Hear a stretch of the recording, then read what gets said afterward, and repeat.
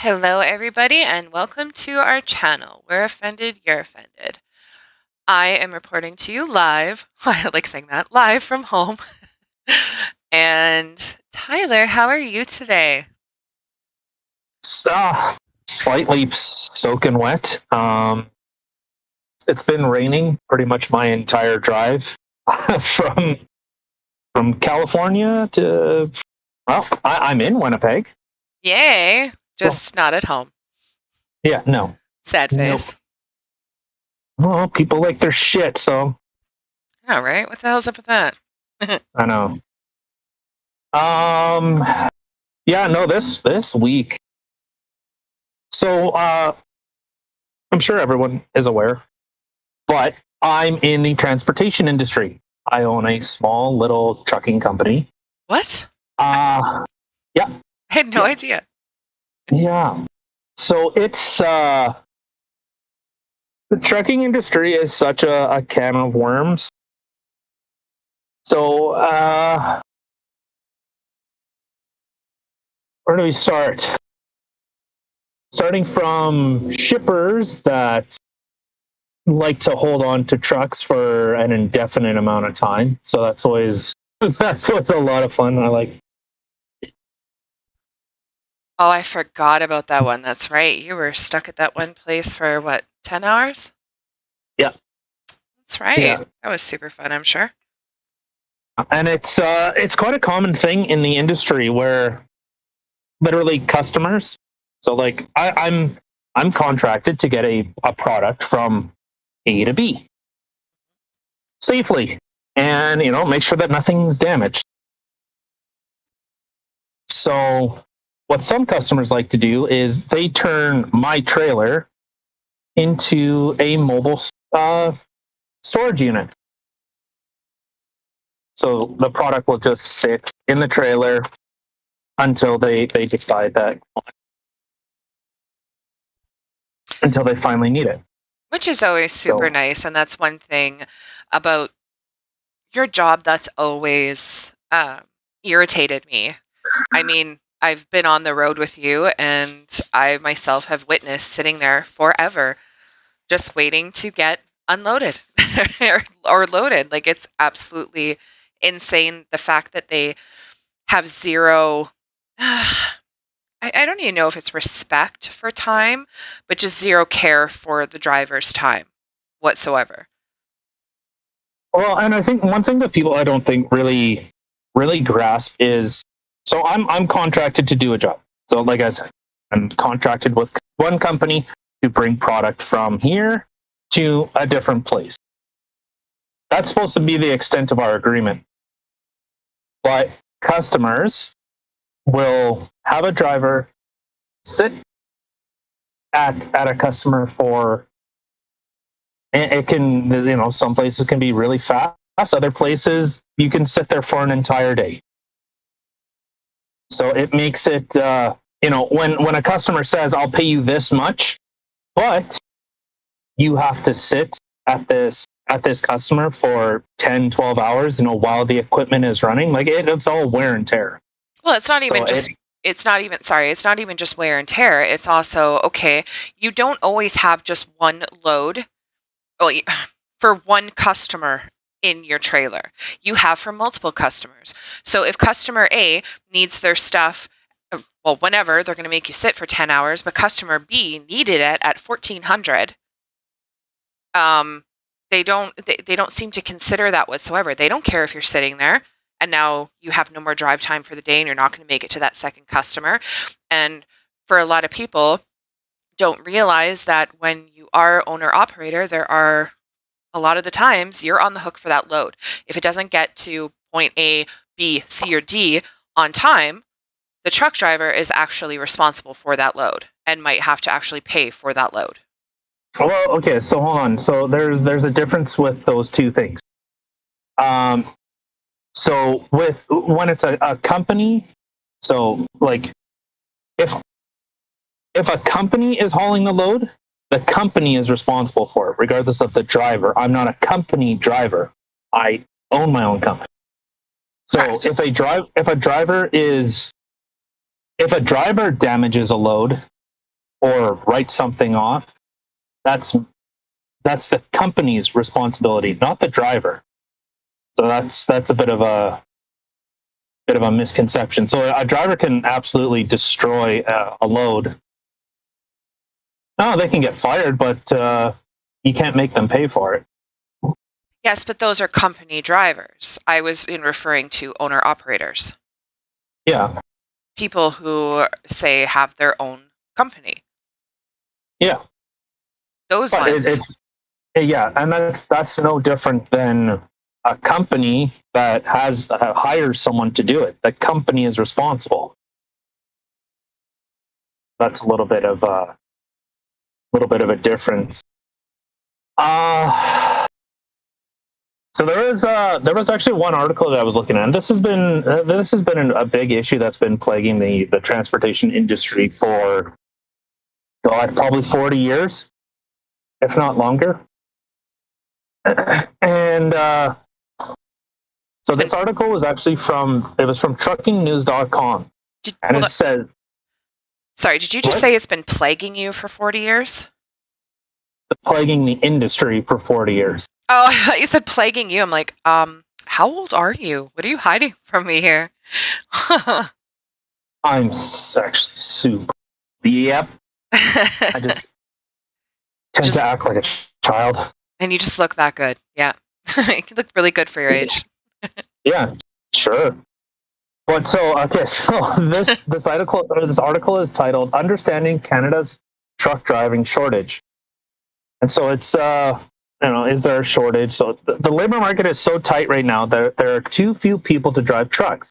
Are employers not doing enough to make the job attractive? With all the driver training, licensing, and safety requirements, is the bar too high for anyone to qualify? Trucking HR Canada's labor market information provides ongoing account of blah, blah, blah. Okay, so here's what we know. There are nearly 20,000 vacant truck driving positions in Canada alone. 61% of employers report they can't find all the drivers they need. 7.4% of all truck driver jobs are unfilled, compared to 3.3% of other non-driver jobs. The unemployment rate... Hey! Get over here! Did you just turn into Scorpion from Mortal Kombat? Telling a dog to shush. Yeah, get over here! Okay, so the unemployment rate among truck drivers is much lower than the rest of the workforce. So truck drivers is at 6.2 compared to, the outside of the trucking industry is 6.2, while truck driving jobs is almost 10%.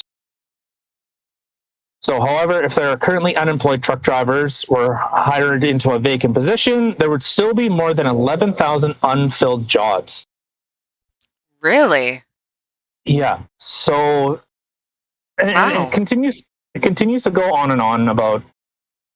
So training is an issue. So every year, about 28,000 new, inexperienced drivers enter the industry to replace drivers who retired or otherwise left their jobs.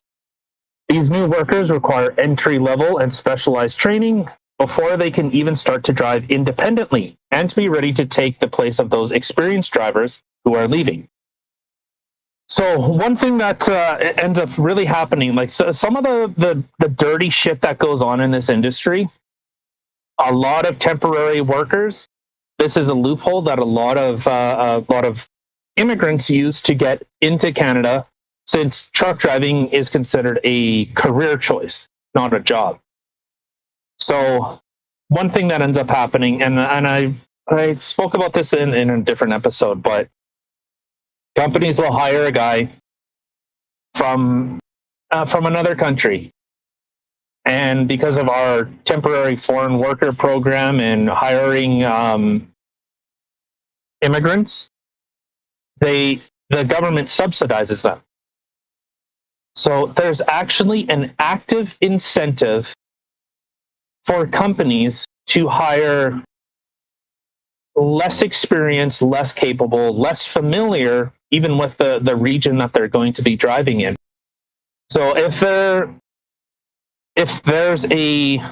someone comes to Canada to drive and they're looking for a permanent residency or to become a permanent resident, what they have to do, or what a company can do, is they'll sponsor this person, they'll bring them into Canada, and they'll get their training and stuff like that.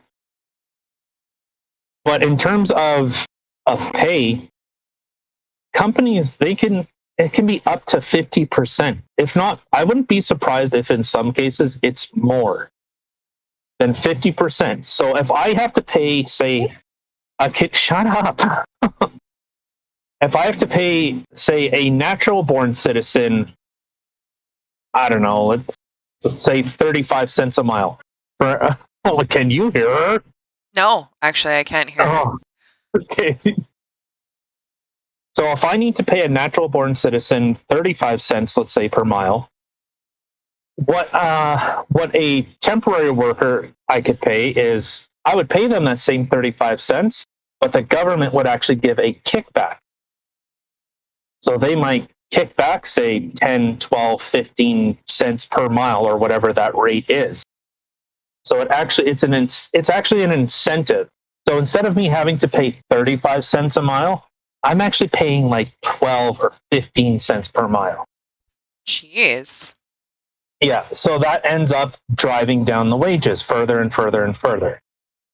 And then you end up getting, well, and it's a multifaceted issue, because yes, there are people that are coming in, and I, you know what, I'll say this right now. I personally, I personally don't care what color someone's skin is, what gender they are. I couldn't care less. I couldn't. My main focus is always on, can you do the job? That's it. Are you capable of doing it? And even in a bigger sense, is there some type of professionalism? Because if someone isn't a professional, well, they make the entire industry look bad, unfortunately. And that's across the board. That's natural born citizens, that's new drivers, that's, if someone is unprofessional and is incapable of doing their job, and I've said it with regards to Humboldt, it took a tragedy before government took notice, but they took notice in such a dumb way. So Humboldt happens. It's, it made world news. The driver slammed into a bus. But what did they do? Well, these drivers need more training. Okay, but what else? The transportation industry is one of the heaviest regulated industries in the world. And in terms of on the job training, in terms of regulations that you need to follow, everything else, it should be considered a Red Seal certification. Now, this is where my beef with the MTA really gets into high fucking gear, because they push all this type of stuff. They'll push we need to increase training. Oh, drivers need to have an electronic, like an ELD, so like an electronic log book. So that ends up controlling when I can work, when I can stop, how long I can stop for, how long I can be off duty. Everything I do is regulated by the government. Sounded like you hiccuped. Think up. No, freaking Reese is barking at someone. Come here, you shitbox. Okay, but so, and like I said, this is where my grip with the MTA really starts to kind of get a little bit worse, because, like I said, they say that they've tried to push industry to that type of stuff, but they've increased the amount of training, which I support. I think there should be a lot more training, and we do have on the job training, because, well, equipment changes, laws change, protocols change, all this stuff changes, but you're expected to know more and more and more, with the caveat of your pay doesn't change at all. So that becomes a really big problem. In terms of cost, in terms of time, the trade-off isn't all that good. So for most long haul guys, while they're gone, at least a week at a time. So you're gone from home to make 40, maybe $50,000 Canadian a year. For most guys, it's not worth it. It's not worth it at all. Yeah. I mean, I So myself have personally met people going into the trucking industry or have talked to truck drivers that have either they're from outside of Canada that are coming in to get their, I guess, their class one. Oh, Gesundheit. excuse me. Sorry. It's okay. Came in to get their class one in order for them to get the permanent residence card. That is their end game, is to get the permanent residence card. And because being a class one driver, like you had mentioned, is considered a career. So people will come in. That seems to be the easiest, cheapest, quickest thing that somebody can do to become a permanent resident. So, pardon me, I had a hiccup. So they'll come in, they'll do that. But I've met about 3 truck drivers now that literally came in just to get their permanent resident so they can go back to school and do something else, whether it's be a teacher or a nurse, anything. But they're trying to get that permanent residence so they're here and then they can go off and do what it is that they actually want to do. I've also met somebody who was from Africa that this trucking company, which I won't mention, had actually gone out there and hired some guys for drivers, brought them back to Canada, paid for them to come back to Canada to then go get their class one. They paid for them to do the schooling to be drivers for them, which to me, it just sounded absolutely crazy because I'm like, why on earth would you go all the way to another country to find drivers, bring them back, pay for their travel, their move, help find them housing, and pay for their training, everything. Like to me, that is so expensive. But so one thing that does happen is the company doesn't do that. It's like the Canadian government does that. Well, yeah, but how? When it's the actual company, or is the government telling the company, "Hey, you can go find yourself some drivers. We'll front all the money. No, we'll pay for it all." But what can happen is, okay, I'm looking for a driver. Well, I know South Africa. Those people don't tend to make a lot of money. So I can say, hey, do this process. Go get a work visa. Go apply for your permanent residency in Canada. I'll pay you this. The Canadian government will help. Or it could be some type of contract. Like, okay, if I'm doing this, you're stuck with the company for 3, 4, 5 years. But if you don't do anything and everything I say when I say it, I'll just kick your ass back to whatever country you came from. So that's yeah. But and then if government is subsidizing it, well, it's almost a no-brainer. Like, why would you pay someone a good living wage to do a job and to be like I personally take pride in my work. I take pride in what I do. And I'll use this example. So I had a load, and this is a recent thing, so it's still relatively fresh. I was in a collision with a moose. I hit a moose. So the company that I'm contracted with, I got a phone call, and our safety person says, like, well, is everything okay? You know, pull over and like stop, and you can just stop. And my response was, I can't. I have deliveries to make. Like, those people are relying on me to be there. So I can't just pull over and, okay, I'm done driving. Like, I dealt with the situation, but I like, the truck was drivable. the hood smashed a little bit, but you know, I don't know. Maybe I'm just an old school fucking moron, but I take pride in it, and I don't know. I wouldn't say that at all. I would say that you have a very strong work ethic. Like you were okay, maybe a little in shock, not overly. And like you said, the vehicle is drivable. And sure, you could have taken the rest of the night off and kind of relaxed, I suppose. But in your mind, you felt, okay, well, I'm good to go. So I'm going to go. I have these things that I have to get done. And you're the truck driver. Like this is your job. Is your job is to bring other people their things. So it's just to me it's a strong work ethic.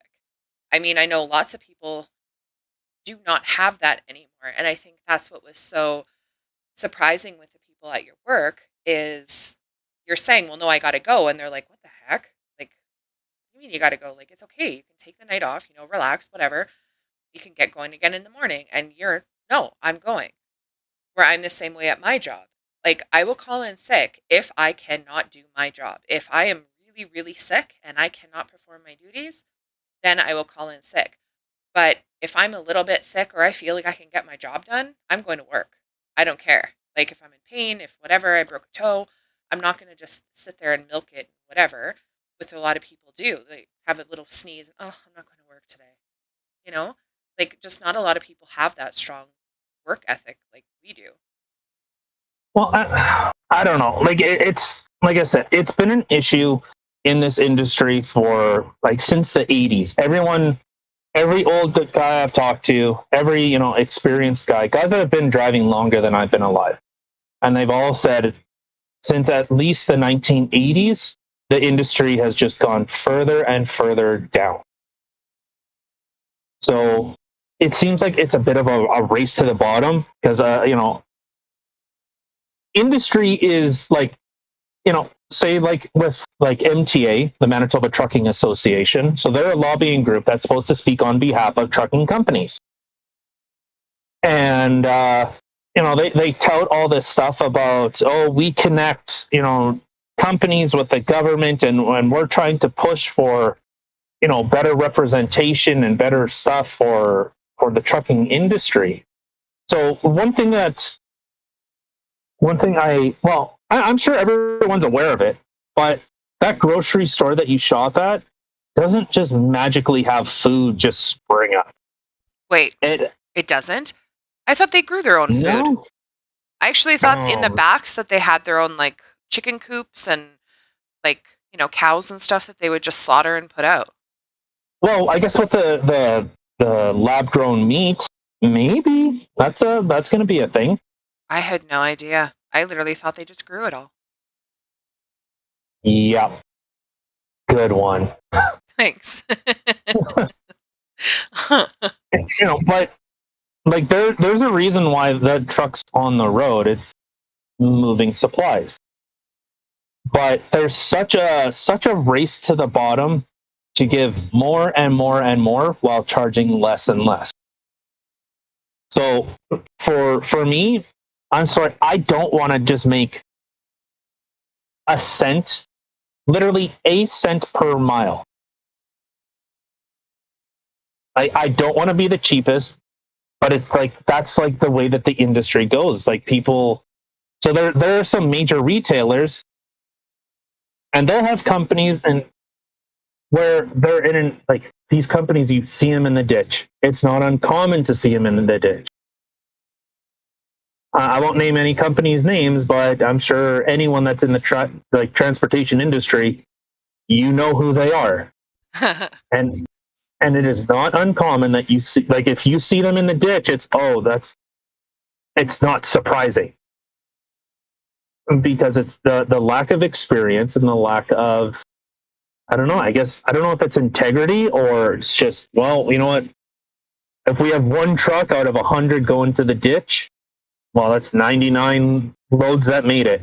Well, okay. For one example, look at or whatever, but when you were driving, I think it was through the mountains with our oldest, you had got rear-ended by another semi truck, and that was literally, it was in the winter, and it was his first time ever, his first Yeah. trip that he ever took. And his first trip that he ever took, they sent him through the Coquihalla, through the BC mountains, through the winter, which is to me mind blowing.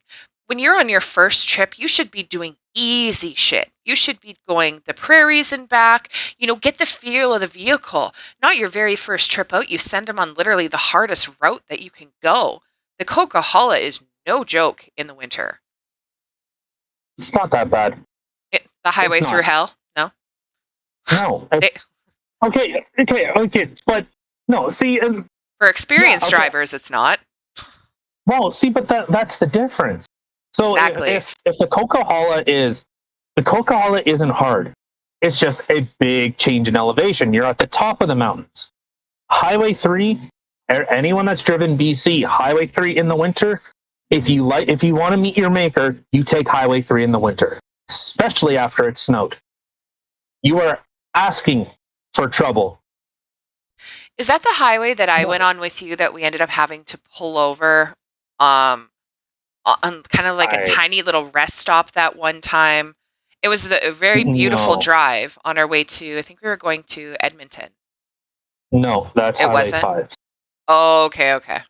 That was brutal through the winter when we got dumped. We could barely move.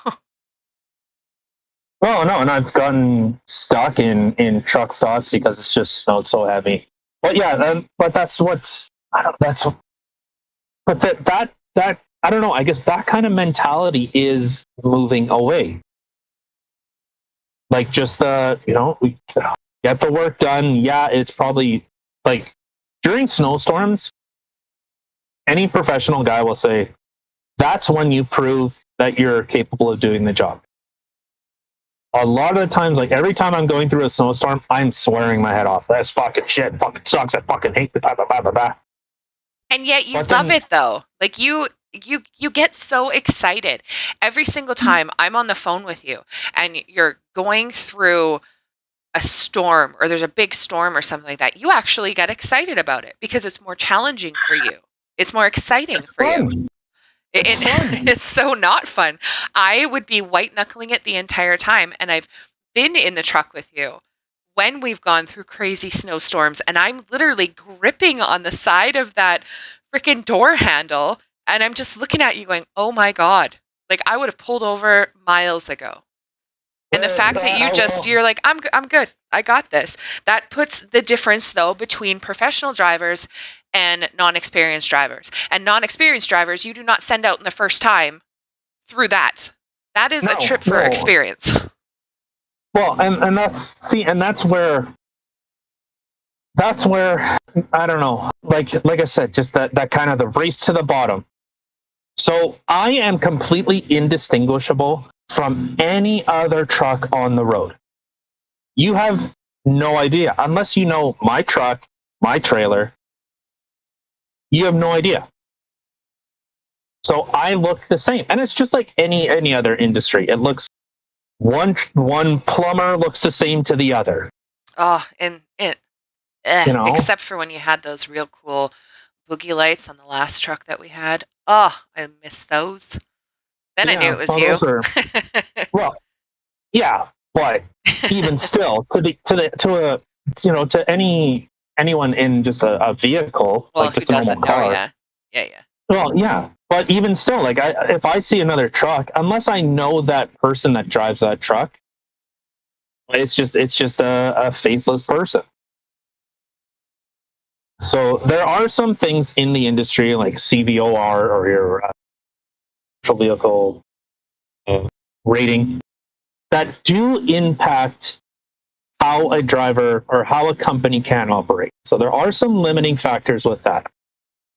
But in terms of even within Canada, there's such a gap from a new driver to a professional, and that gap is no man's land. One thing I did actually really like that I seen out of Bison was they would take a graduate and they had like a mentorship program. So a new driver would go with an experienced instructor, and they would go together for like 6 months. Actually, I think it was up to a year.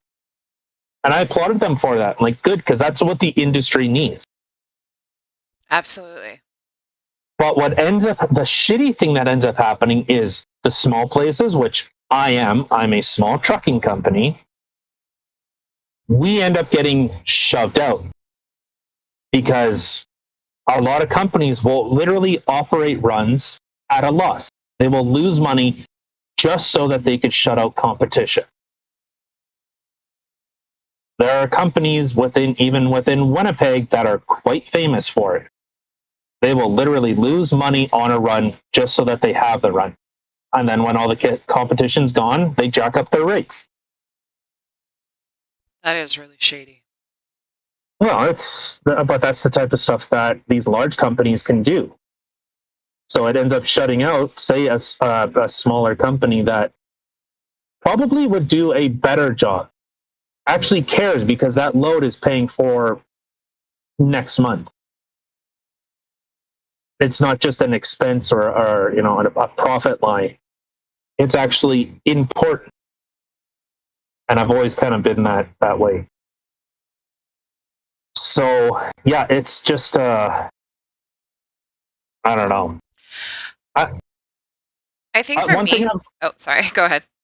Well, one thing I've always tried to look at, and I don't know, maybe this is where like my division in being a pro union guy is making it a Red Seal certification. How much? I don't know how much training do you need? How much regulation? How much government interference needs to be there before?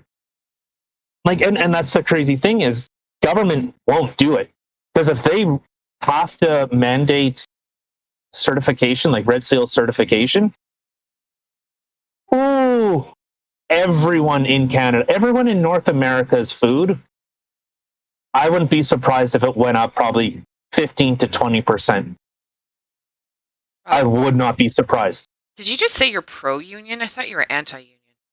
No, I said, but this could be the argument to turn me into a pro-union guy. Oh, to turn you. Okay. Yeah, yeah. No, I've seen too many unions where guys are just lazy. They do the absolute bare bones minimum, and then they leave, and they whine and complain about, well, I'm only getting 95% of dental and all benefits, and my CPP and other pension plans and investments and stocks are. I'm only getting like really really good. I want more. And there's a few companies that I can think of. I'm not going to name them, but I think they cooperate pretty well in the industry. So it's that type of stuff where they'll complain that, hey, I'm not getting enough. And I don't know, maybe I'm just a whiny bitch. Well, you said it, but I'm just kidding. But I don't know, maybe that's it. It's just, well, maybe I should find a unionized job, and I don't know. Well, but I can't. I'm company, so Yeah. Well, you'd have to go back to being a company guy. Or a company. Yeah. So that's one thing, yeah. There's such a big divide in the industry. And the argument is either there's not enough pay, or there's not enough the rates are so low because it's like I said, it's multiple factors: over regulation, low pay, low trade for your time, I should say, and just that barrier to entry. Like Manitoba, and I know a couple of other provinces have mandated higher levels of training. Okay, but the pay doesn't reflect it. That's the thing now. So, yeah, absolutely. That's with a lot of jobs, not just in the trucking industry, is they require higher education. And yeah, that's exactly it is. A lot of the times the pays don't reflect it. Yeah, not at all. So one of the most vital, like one thing in the transportation industry is heavily subsidized by the government in terms of tax write-offs, in terms of fuel subsidies, in terms of well, no, I think that's actually probably the major two is fuel subsidy, and well, I guess the NAFTA agreements really helped push the industry even lower. But that's a thing for a different for a different episode. We're gonna rag on NAFTA, but it's I don't know. So the one thing that it actually says that in this article, it's so with the electronic logging devices, so speed limiters, so that's becoming a big thing where trucks can only go 105. So not only are you now regulated to how much you can work, how far you can go. So what companies have to do is now they have to maximize every single square inch inside that trailer in order to maintain the pay that they would get or the types of to afford the rates that they're charging. See, and what a lot of people don't realize either is, okay, so we live in Manitoba. So you could sit there and hear, okay, well, if a vehicle is governed to 105, I mean, the speed limit's 100. Yes, the majority of the people do 110. Some people do faster, but okay, 105, it's still doing the speed limit, but a little bit extra. That's really not that bad. What are people complaining about? Well, when you go to places like in BC, through the mountains in some areas, the speed limit there is 120. Now you're driving 120 through the mountains or anywhere, but let's just say in the mountains at this point, you turn a corner, there's a big semi in front of you that you happen to really catch up on. Well, now you're have to slow way down and keep up with this semi or attempt at passing him in a dangerous like a dangerous turn or something. But the thing is, yes, there's a lot of areas that are double lane that you can go past, but my point still stands. Is there are different areas, there's in Saskatchewan, there's speed limits that's 110, there's BC that goes 120. If you go to the States, well, there's parts in the States that go faster than that.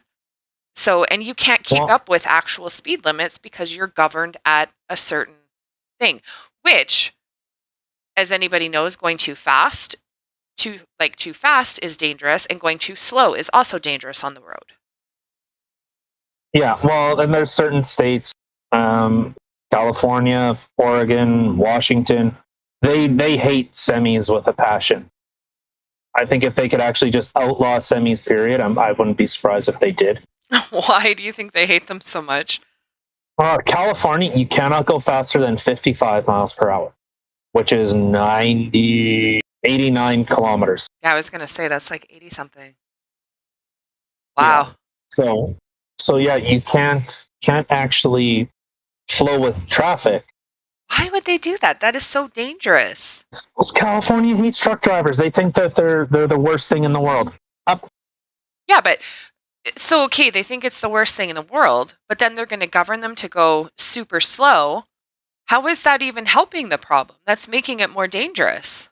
Emissions. It all has to do with emissions. Oh Jesus. Right, Yeah. Hollywood So missions, got it.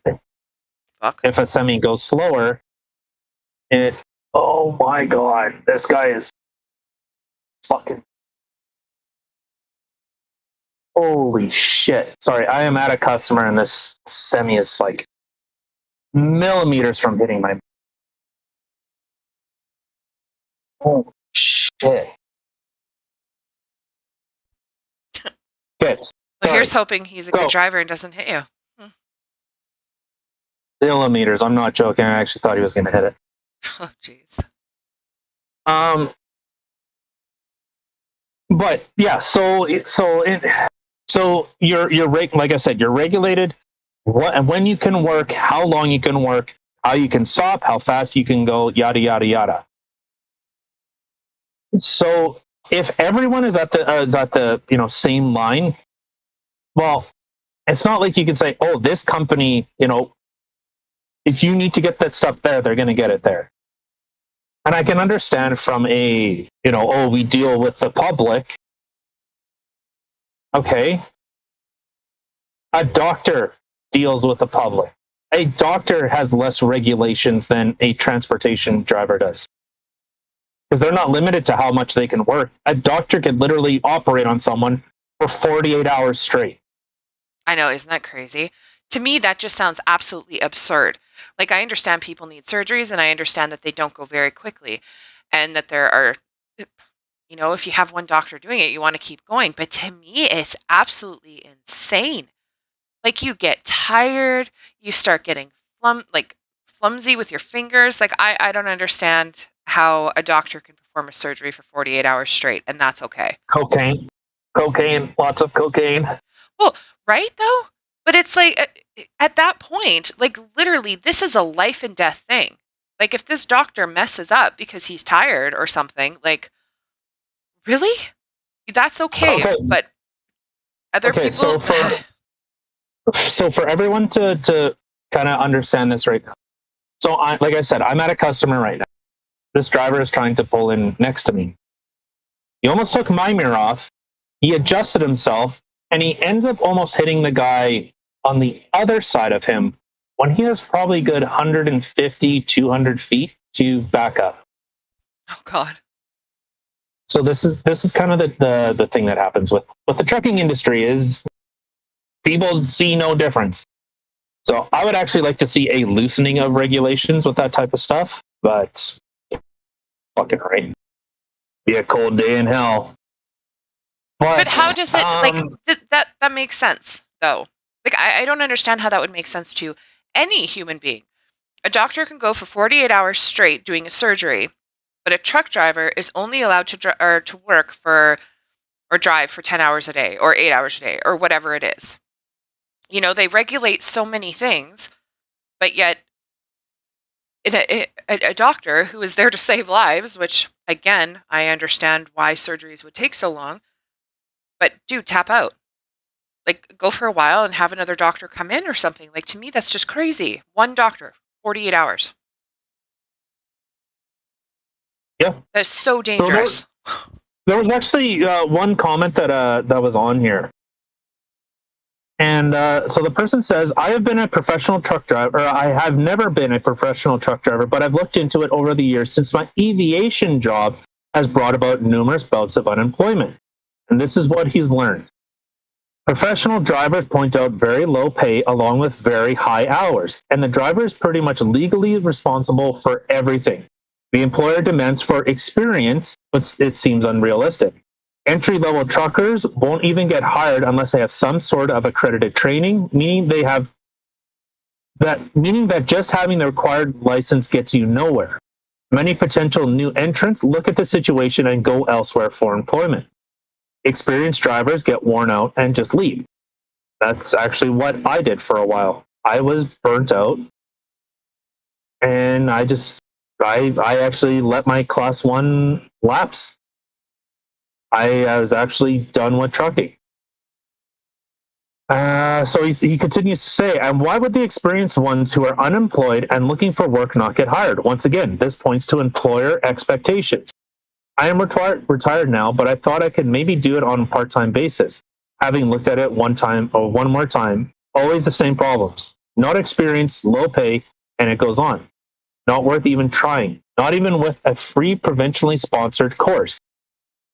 I think the industry has to take a good look at itself, which I totally agree with. 100%. And so one other thing that people don't understand that in this industry, everything is run by insurance. Everything. Yep. It's industry dictates everything that happens. So, well, I guess we can kind of switch gears a little bit. No pun intended. Well, mind you, semis nowadays aren't even manual, so they're all automatic pieces of shit. Yeah, so it's time to turn the dial. Yeah, there we go. Yeah, turn the dial, press the button. So this is an article that came from Proof Food Insecurity Policy Research. So this is from the I believe this is from the University of Toronto. Okay. Drawing on data from nearly 103,000 households from Stats Canada, they found that 1/8 households were food insecure. So this represents 4.4 million people. This number is well. They're saying that it's an underestimate. The survey sample does not include people living on First Nation reserves, people in some remote northern areas, or people who are homeless. And when did they do this study? So it was in from 2018 to 2019 is when they ran the numbers, and this was published in March of 2020. Okay. So, household food insecurity refers to the inadequate or insecure access to food due to financial constraints. The experience is assessed to determine a household's food security status, range from concerns about running out of food before there is more money to buy more, to the inability to afford a balanced diet, to going hungry, missing meals, and in extreme cases, not eating for whole days because of a lack of food and money for it. So this would end up kind of tying in a little bit with the trucking industry. Is the trucking industry is reliant on people producing things. If nobody is able to produce things, the food and the supplies that are there go up. They go up in price. So there's this crazy thing, and it scares the ever living shit out of me. Crap, and I just lost it. And it's a dirty thing in finance, and it's called stagflation. So stagnation and inflation together, you get stagflation. So What's what is that? Investopedia?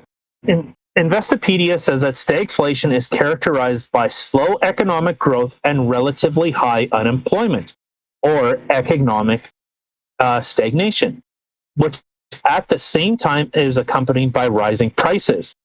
Stagflation can alternatively be defined as a period of inflation combined with a decline in gross domestic product. Okay, so now explain what you just read to me like I'm 5. Okay, so if there's not a lot of people able to purchase stuff, well, the cost in order to maintain a company to produce that stuff has to go up. So there's one thing, say like with at grocery stores. Say a package of, I don't know, let's say a good cut of meat. Let's say like a sirloin. Say it costs, I don't know, what does that cost? Like $40? I don't know. I buy cheap shit. Yeah. So 40 and up. Absolutely. Okay. So there is a built-in margin with that, with the expectation that that one package is actually paying for two, because there's an expectation that one of them will actually get thrown out. So now if more and more product is going to waste, in order for a company to keep that product, now they need to charge more and more and more. What? Yeah. That So doesn't make any sense. As a period of inflation combined with a decline in gross domestic product. So if people aren't producing a lot, and this is a perfect example of what's happening in Canada right now. Our government is printing a lot of money, billions of dollars. So that inherently will create inflation. So now it takes more money to purchase the same amount of stuff. But now there's less product. There's less product that can be purchased. You get what I'm saying?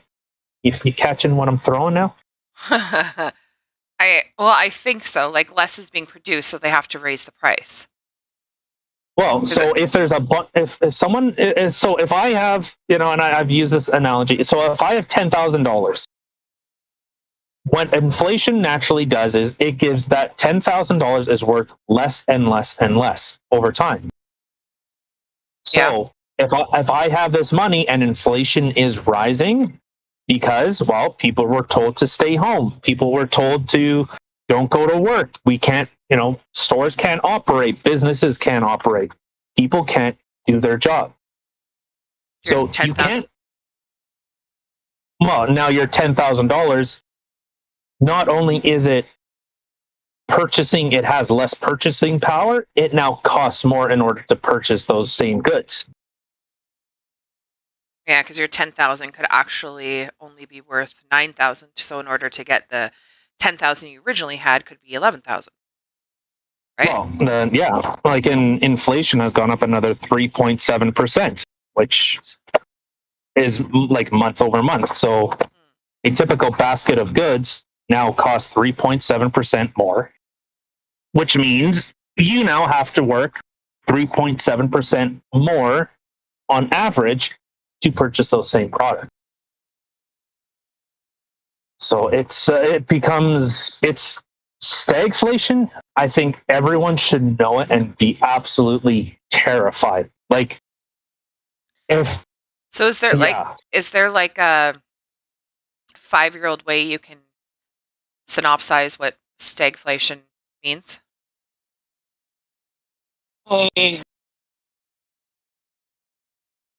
So GDP is a gross domestic product that a country produces. So if a country isn't producing anything, see all this. So when the production of goods and services in an economy slows down or even starts to decline. So so basically, if you're not producing anything, so if you're not making, I don't know, you're not making water bottles. Mhm. Okay, well, my money, it would literally take more and more money for me to buy that water that you no longer produce in order for you to produce it. Okay, because Is it's that just not worth the company to produce it because it's not, because everything's going up, that it's not worth it. uh, to an extent, but it's even, you can't even do it. So the government shut everything down. Yeah. Well, so what are you going to, like, how are you going to buy things if there's nothing to buy? Well, yeah, exactly, I guess. And nowhere to sell it to. So Like, even if I still made water bottles, well, what company is going to buy the water bottles off of me to sell them because they don't have the money because everything's closed down and people haven't been working. So, how are they going to purchase it? exactly. Gotcha. So it's Wow. stagflation. Like inflation is one thing, and I've heard the argument that inflation is good for a healthy economy. But if it's an artificial inflation, like a government just has to try and keep inflation rates down artificially, it's becomes really scary. So if I want to buy something, well, I give you money in terms of I'm exchanging my goods, as in like the stuff that I've produced, to purchase the things that you produced. The basic vehicle of money is just an exchange of property. So it. I don't know. Are you are you following what I'm saying? Yeah, yeah. Okay. I caught your So what? fish. Okay. So if I'm not producing anything, i.e., let's say I'm not working, and you're not working, well, we just have this. We have this paper. It's not worth anything. So and look at how Canada is right now. Like, yeah, we're opening up, I guess. A little bit, yeah. Yeah. Who knows how long that's going to be for, though? I mean, we started well, it's opening up. been Well, they started releasing a bit of the rains before, and then another wave hit, and then it was boom, lockdown again. So I don't know. It's been like a week maybe since we've been able to go most places without wearing a mask, but not all places. All government buildings, you still have to wear masks when entering and working in. Um, yeah. and obviously hospitals, but that's government too. So I don't know other places, a lot of it is a choice, but there's still lots of mask wearing and stuff like that, which whatever. I'm at this point, it's been over a year and a half already. It felt really weird. The first time I walked into a store, I felt like I was exposed, like my felt like my tits were hanging out or something. That everyone's just like, like I just felt so awkward. I'm like, oh my god. The cutest thing is though, I had a doctor's appointment, and it's when the mask thing started loosening. But there was two other people that were waiting in the waiting room. There was a elderly lady, probably in her 80s, and then there was another lady that was probably in her 50s. And their social distance, they didn't know each other. And the older lady had looked over at the 40 something or 50-year-old lady, and the younger one had said, "It'll be so nice once I can finally start seeing people's smiles again." And the 80-year-old lady pulled her mask down and smiled. And then the other lady pulled her mask down and smiled. It was just the cutest moment ever. I wish I recorded it. I absolutely just loved it. It was so sweet. But it's crazy. Like, for especially in Manitoba, Canada's been under lockdown the longest. Manitoba has been the longest in Canada. But it's like you miss Oh, people's faces. you haven't seen Australia. Woo. Oh my God, I've heard stories. I haven't seen any articles, but I have heard stories of them literally removing children from homes and stuff like that if they're not vaccinated. Like they're taking kids away. I don't Yeah, know it's if that's accurate. I heard you really have to do digging to even find that information because it's something that the government doesn't want you to know. But of course not. I've heard stories. I've heard it is pretty insane down there. Yeah, yeah, it's I don't know. Like if you want to see like a government overreach, government coming in to replace your the parents.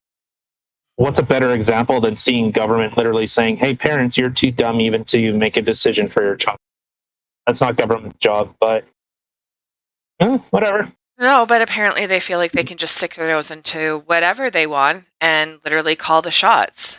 Like, and the Well, funny thing is, like, especially with Australia, I have always like looked at Australians and been like, I want to be them. Like, they always seem so relaxed, so stress free. I mean, literally, every time they walk out of their house, there's something out there that could kill them, sting them, bite them, whatever. Like literally they face death every second of their life. And they're just so laid back and just no worries, mate. You know what I mean? Like they're just so chill. And I'm like, oh, I wish I was more like that instead where's of my this giant ball of stress all the time. I want to be freaking Australian and chill. But sounds like their government ain't so chill. well, yeah, and now they're trying to go for COVID zero, like no case ever again. Oh my God. Well, yeah, and only to Yeah, do that is to go to extremes, which it sounds like that's exactly what they're doing. And that's pretty scary. I mean, the last time yeah, government stepped in and started telling people that they can't raise their children and we're going to do it better, we had what? Da da da da. Residential schooling. That worked out yeah. real well. Yeah, no, and government tries to replace the parents and replace the church and replace community. Holy, what and I've said it. I'm not religious. I don't have a dog in this fight. But if an atheist is pushing for churches to be, separate from government, why am I understanding this argument more than the people that are supposed to be, you know, religious? I don't know. I I don't get how an atheist, or I would say at the very at least, I'd say an agnostic atheist. So I don't know, but I would lean on probably God isn't real, but yeah, it's But I mean, even still, I mean, whether you believe in it or not, you still seem to have more compassion and understanding for people and understand, if someone wants to go to church, that's their right to go to church. Like, you may not agree, well, not necessarily agree with it, but you may not believe the same things, but yeah, get it away from the government. Like, this is ridiculous. Through the whole COVID well, thing, no one can go to church, nobody can do this. What? Like, and this is, and so a lot of like the statistics and information is just saying about, like, the COVID deaths, COVID infections. We have no idea the knock-on effect that this is going to have. The extreme, the draconian, the draconian measures that government has taken for something that, and I will say at the start, okay, we don't know what we're dealing with. Totally agree. Most people were going to be fine. Most people, and I hate that I always have to preface this or validate with yes, some people are going to have a bad reaction. Some people are allergic to fucking water. Okay, like it's shit that's really shitty, but we don't curtail our entire society because some people can't drink water. well, I, I But mean, it's a little more severe than that. I mean, the amount of people who can't drink water as opposed to this are vastly different. But I mean, I okay, understand what you're saying, though. Like, yes, in the beginning it was super feared. No one knew what it was, and they expected and predicted it was going to be a lot worse than it is. It was bad still, 100%, but it definitely was not as bad as they had feared. And even after finding that out, there was still lots of places like Canada that were still under massive lockdowns.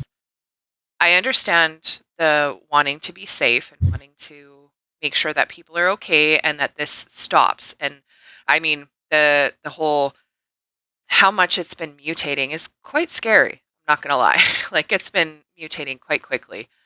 But it was definitely, I think, overboard.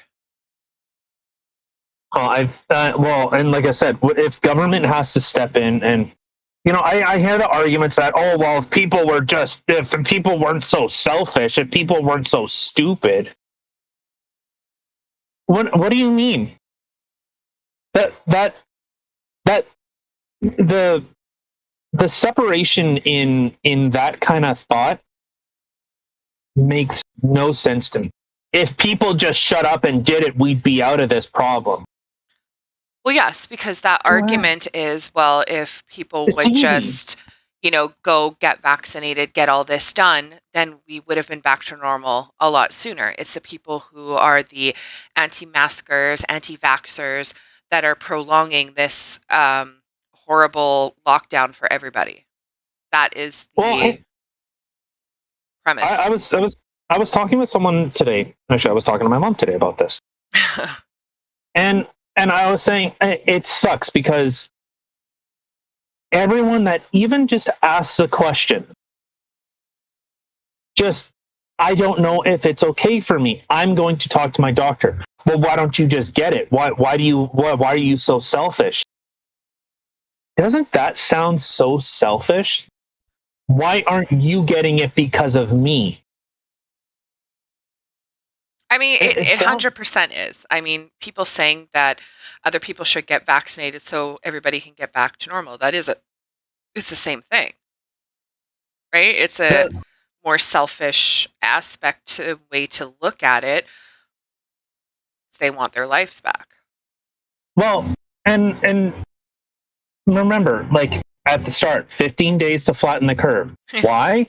So that our hospitals don't get overwhelmed. That was why. That's where we've moved from.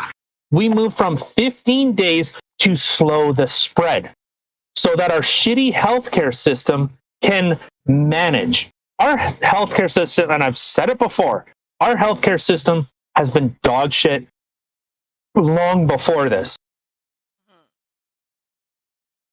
That's where, like, think of that. 15 days to slow the spread so our hospitals don't get overwhelmed. You know, Now look. I honestly think, which it could be wrong too. I mean, I think a lot of this was it's trial and error. Um, but I almost think that I can't remember who it was that said this. I don't know if it was Fauci or somebody, but somebody had made the comment if they had just in the very beginning literally shut everybody down for that 2 weeks, that 15 days, everybody is to stay in their home, not go out, da da da, like just everything shuts down. Do hardcore shutdown and then be able to bring it back, that might have actually helped eradicate it or definitely slow it way better than it did. I think the whole partial shutdowns that they were doing were okay, all the small mom and pop shops, they have to get closed, but we're going to leave the giant stores open and have everybody line up outside for hours all close together and whatnot. Like, to me, I think that was absolutely ridiculous. Well, Like, and some of the other conversations that I've had, it's a lot of half measures. Like, well, and exactly. That's is exactly what I mean. Is if they would have done a hardcore shutdown, maybe things no, might have but been better. see, but the same thing is when you like, and this is when the collective overrules the individual's ability to choose. So, well, let's just paint everyone with the same brush. We're shutting everything down for 15 days. Okay, well, some people can't, like, how many people can afford 2 weeks to not work, to not have a paycheck come in? How many people can afford that?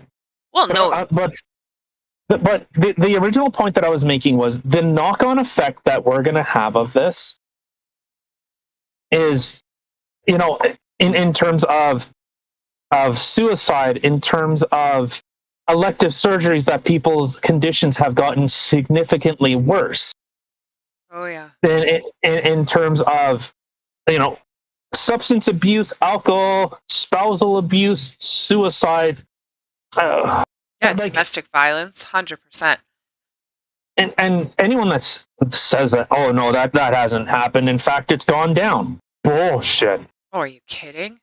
Even What was okay, it? What, even you look hmm? at like I was talking with somebody from CFS, and even there, they are so backlogged. Like they can't even keep up with everything that they have because there's so much more domestic violence. There's so much more abuse on children. Like it's because people are so angry. They're out of work. They're frustrated. They're stuck at home.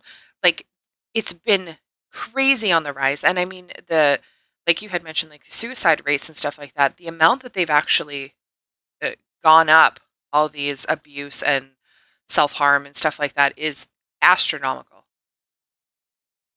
Yeah, and like in terms of like overdose and, you know, maybe accidental overdose, it's I don't know. Like it's like to go from don't let our hospitals get overwhelmed to you need a passport, you need to give up your personal information, you need to declare, we need to see your papers. If you don't do this, you're a second class citizen, your rights are taken away, and then you get them back as our government has said, as privileges. People that are vaccinated will enjoy certain privileges. Yeah. That is one thing that it goes in my head and it pisses me off. Pisses me off so fucking much. And you know what? No, so freaking much because I'm trying not to swear as much. But you know, that raises my blood pressure a little bit. Just a little bit. There's lots of beeps coming ahead. But I mean but yeah. Shh. I was going to go somewhere with that and I lost it. But it's like, and that's one side that I'll come from is personal choice and the humanity in it. For the government to overreach and say for Australia to say that if you don't do this, like this is, as everyone, as the same talking point that this is an emergency use. It's supposed to be for an emergency of, say, like a chemical weapon, a biological weapon, or an earthquake. That's what emergency powers are supposed to do. In the event of a catastrophe, well, government has still operated, and it hasn't impeded it. Well, So I mean, like I said, in the beginning, everyone was scared. Everyone thought it was going to be so much worse than it really was. I can kind of, I don't know. I can understand both sides of it. Like I can understand if, okay, well, we need to step in, we need to try to make sure everyone's okay. I think the way that things were gone about, I don't think are right. I really don't. oh no, I don't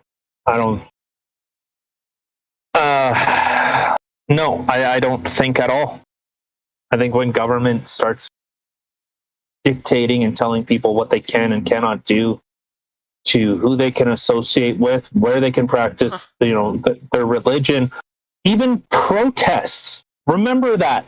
I Remember can't even. that the Black Lives Matter was protesting in Toronto. We had Black Lives Matter in Winnipeg, tearing down statues and burning stuff. Well, it's But that's okay. those are okay. But in order to say, hey, government, let me make the choice. And I'll say this to anyone and everyone. If I don't care if you're my mom, my dad, my and friends, family, no, I'm not going to take your fucking opinion. I mean, sorry, I'm not going to take your freaking opinion. I'm going to seek out as much information as I can find and make the decision on that. I've talked to my doctor. I haven't just, oh, well, no, this stuff's all bad for you. And no. But No, you've done the research, you've looked into it, you look at all sides, and then you make your decision based upon all of that, which is what people should be doing. They shouldn't be, I mean, if the end result is okay, yes, I got vaccinated or whatever, okay. But at least do the research on it. Like look out for yourself. Talk to your doctor. There are certain vaccines that were out there that aren't good for certain people of certain age groups or certain weights or certain health concerns. Like you need or to. religious. Like, people say, oh, you need to respect my religion okay, but like, say in terms of, let's say like Catholic, well, some people have made the argument, well, because this vaccine was used by aborted fetuses or unborn fetuses, we're like morally they can't do it. It contained it. Yeah. So, it, and I like that, and that's the thing. I It should mean, be a personal choice. yeah.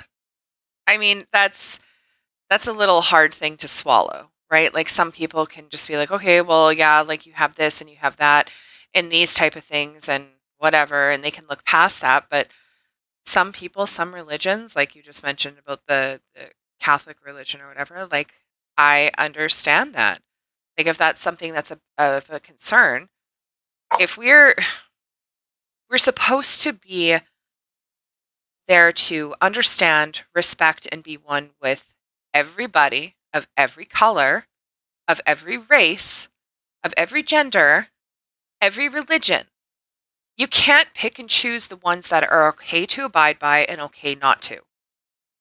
Like it's not okay. It really No, it's isn't. it's it's not. You can't dictate, like, and Canada is supposed to be freedom of religion, freedom of association. So when you have one group of people can argue and protest, and I think I brought this up a little bit ago, the irony in people protesting Alberta lifting its COVID-19 restrictions. The irony in that is, I don't even know what the best example is. That example, your right to protest, your right to petition your government, and air of grievances. But no, this one is approved. People that are protesting the lockdowns and government overreach and government stepping in and saying, papers, please.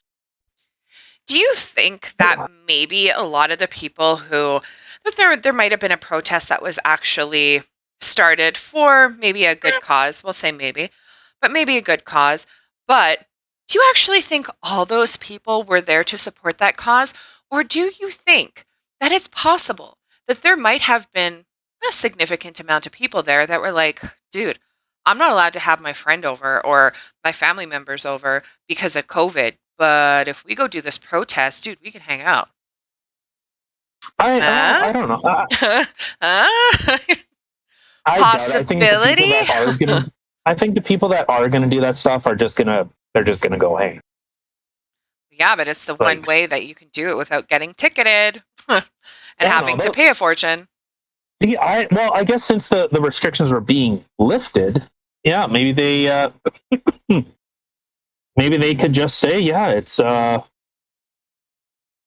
I don't know, maybe like a little bit of a workaround, but I don't. It's just the irony in protesting for the government to take away your rights. Right? That to me is ridiculous. You had protests in the beginning. Hold on. You had protests in the beginning because the government is taking away your rights and all these COVID things. So people are freaking out and they're getting mad because their businesses are being closed and they're not allowed to do this, they're not allowed to do that. And then they start lifting them. They're like, "Okay, guys, it's time. We're going to start lifting them." And then people are like, "What? No. Nay, nay, nay, nay. Put them back. Put them back. Oh my God, don't take them away. Take away my rights again." Like, it's like, are you kidding me? If you don't feel comfortable going somewhere without a mask or don't want to be in group settings, guess what, guys? You have that choice that you can say, no, thank you. I'm going to go and I'm still going to choose to wear my mask, even though masks restrictions have been lifted. You can still do that. You don't need a government to tell you that you can do that. That's your I wonder. choice. I wonder if the same people that push for these, and I understand that there are some people, like there's a video going around of a doctor saying, like, anyone that's gotten these vaccines is going to be dead in 5 years. My God. Everyone that's getting these vaccinations they're all getting blood clots and stuff. Hey, come here, That's a little come here. disturbing. I would love to, but you're too Like, far away. see, but there's, and this is where, like, and this is like, he's a doctor. He says that he's been a doctor for like 20 something years. Well, that's really scary. So we have, then you have some doctors that are saying, oh no, you can only take this. This is the only thing that's going to work ever. And then you have some on the other side. But that's the thing. It's a spectrum. It's a spectrum of doctors. Some are saying the vaccines are going to kill you. Some are saying the vaccines don't do anything. Some are saying that these alternative treatments might help, or at least help alleviate some of the severity of the reaction. Like the And antidepressant one that you had mentioned the other day. well, yeah, and like there's, but that's the thing. There's, which doctor do you believe? Right? And it's become such a politicized and such a divided thing, where there was some stuff I was and I know everyone always makes the comparison to Nazi Germany and stuff like that, but it seems like a lot of the similar rhetoric and the similar kind of conditioning was happening. So it was saying that, the people that aren't doing it. So in terms of like when Nazi Germany, or I guess the rise of Nazi Germany, was, they were saying that the others, that's a lot of what their focus was on. These people are the reason why your world sucks and why bad things keep happening. So, and they kept kind of hammering that point on and on and on and on. So there was some stuff that I wasn't really looking at getting into this, but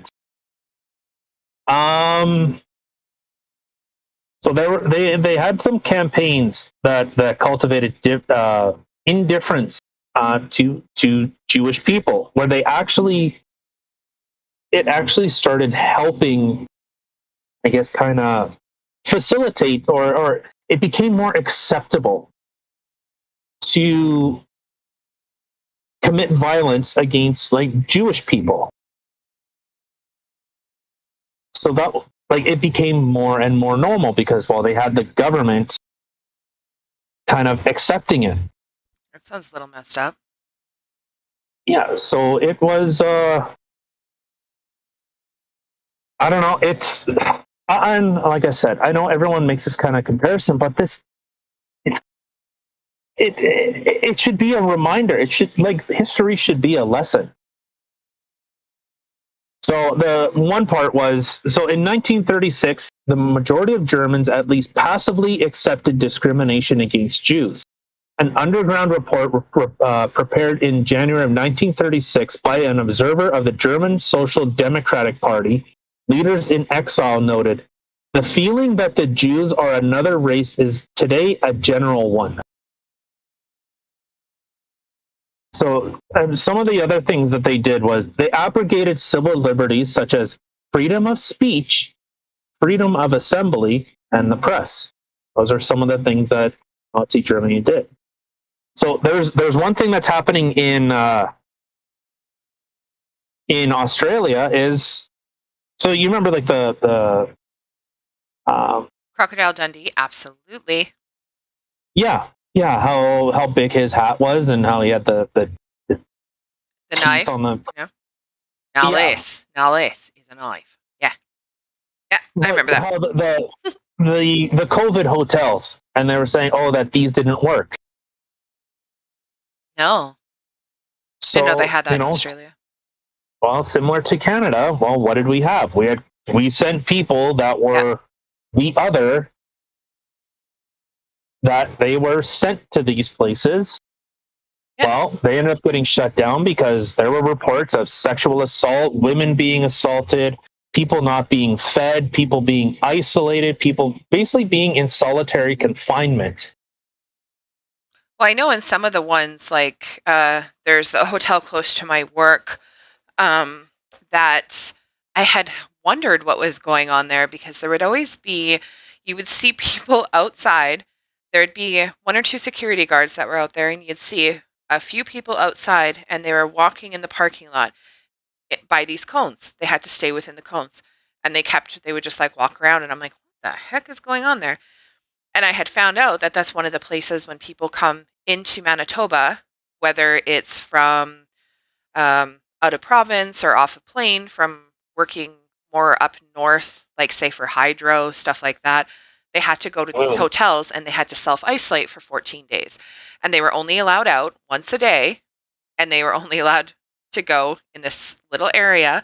But yeah, exactly that is, you have, if you're in hotels that don't have, well, I was going to say bathrooms, like you have bathroom times, or you would have your meals, you would always get really cold if you got your meals. Like it was really bad. And a lot of people you just see staring out the windows.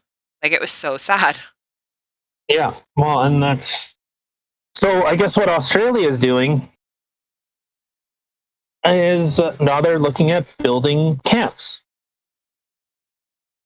Oh my God, camps. Like camps. Like, or like, hello. Am I just making like just jumps and jumps and like trying to find patterns where there isn't a pattern? It's a little hard not to make a similarities between certain things. It's almost impossible. Dude, Like that camps? is, Wow. yeah. So I guess with the Nuremberg race laws that was passed in 1935. So the law for the protection of German blood and honor prohibited marriage and extramarital sexual relations between Jews and persons of German or related blood. The Reich citizenship law defined Jews as subjects of the state and a second-class status. So think of the rhetoric that is being Wow. pushed about if you're not vaccinated.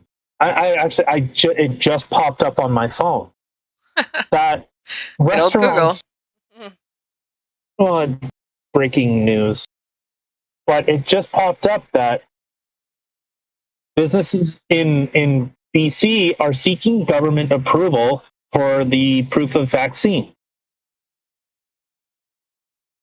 Yeah. But like, at what point? At what point does the madness just stop? At what point are we going to say, okay, enough? In the name of what? I don't even I don't even know if it will. Like, to be honest, this just I've heard people say before, that we're never going to Oh, get back to normal again. Like, this is the new normal. And I think that there's going to be some um, way to somewhat the old normal. However, we've already proven that the government can completely control us and that we're okay with that. well, and I've said it in private, and I'm going to say it public. Well, I said it a little bit, but if this is what Canada is, and I said this I think this election will really kind of show that people are okay, that the government just comes in and dictates what you do. They flip flop. You have like it is a two-tiered system. When you have government officials saying stay home, they're saying everyone just stay home, don't go anywhere. And then they go jet off to the G7 and go bump elbows and shake hands and photo ops, Right? while they're saying no, peasantry, you stay home. Yeah. Do what I say, You not don't. do what I do. Yeah, you don't. You're too dumb to know what to do. So let the the elites of the world have our fun, and we'll laugh in your face. So I guess in I don't know. Oh fuck. How long have we been going? What, almost Uh, 2 hours? an hour and a half now. Okay. Well, I don't know. I could keep going on this, but yeah, trucking industry is beyond screwed. Um, Government inability to act, and our slow race to the bottom. And the new word I learned today, stagflation. Yeah, yeah. So when GDP is low, or GDP is low, and unemployment is low, but costs rise, which is what we are experiencing right now. And 100%. some have argued we've been in a state of stagflation since about NAFTA passed. So all the What's people that? that were yelling and arguing about NAFTA, and people who are championing it, Thanks. well, yeah, thanks for the lack of protectionism, the outsourcing of every single job, and then have the audacity to say, well, why are kids today? Why do they complain so much? Well, because you sold out our country just to make a quick buck. But I will save my rant, and I will save my opinions on the NAFTA and TTP or TPP. I will save that for another day. Yeah, So we'd go for hours more. yeah, Hmm. all right. let's get the fuck. I mean, let's get the heck out of here. All right, for anybody who's stayed listening to our rants and our jibber jabbering this song, thank you. Don't forget to like, subscribe, leave a comment. If there's any upcoming things that you want us to talk about, leave it in the comments. Let us know. Oh, and I am in the process of actually getting a new microphone, so I won't sound like I'm talking through a tin can. Hopefully by our next episode, everything will be all hunky dory. So Hopefully, yeah, and hopefully my mic is sounding better this time, and I'm not cutting out so much. yeah. Yeah, super sorry about that for the last 2 episodes. That was not cool. No, definitely was not, but Yeah. we'll figure it out. Yes, we will. It can only get better with this shit show. Right. Yeah, I think our with the week we've had, we're hopefully gonna start looking up. I Oh hope. fuck, that's right. So yeah, this week, trucking industry, holy crap.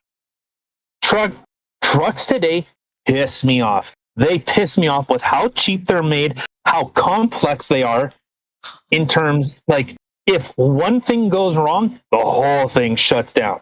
Oh, what is that? You farted on your left cheek instead of out of the right? Out of service. Yeah. Oh, what is that? Your washer fluid's low? Out of service. Right? Yep. Right, Reese? Speak. Say something. Peanut. Oh, jeez. All right. Yeah. We're on. What are we on? What the fuck are we on? Rumble, Spotify, Instagram, Anchor. Facebook. Yeah. Facebook, Instagram. Everything's linked in the Well, description. It's also linked yeah. on our page. You can see right underneath the banner. You can click on any of the logos, and it'll take you right to us. Oh, yeah. If you want to support this embarrassment of a conversation piece, PayPal. You could also send me send your dick pics and whatever else to I don't know. Send someone else. Don't forget about the No. tatas. Yeah. Yeah. You can send me You?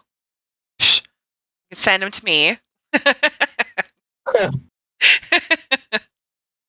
Okay. All right, let's get out of here. Okay, bye guys. Have a good night.